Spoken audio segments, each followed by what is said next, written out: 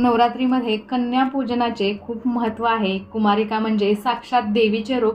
नवरात्रीत प्रत्येक दिवस शुभ मानला जातो, तर नवरात्रीत जमेल त्या दिवशी किंवा अष्टमी आणि नवमीला कन्या पूजन करणे सर्वात श्रेष्ठ मानलं जातं। नवरात्रीचा संबंध जगज्जननी दुर्गा देवीशी आहे। नवरात्रीत शक्तीची उपासना केली जाते। कोणत्याही प्राण्यात देवी आईची उपासना केल्याशिवाय शक्ती येत नसते। दुनियात स्त्री जात ही देवीचा अंश आहे। तर नवरात्रीत 2 ते 10 वर्षापर्यंत वयाच्या मुलींची पूजा करण्याची आपल्याकडे परंपरा आहे।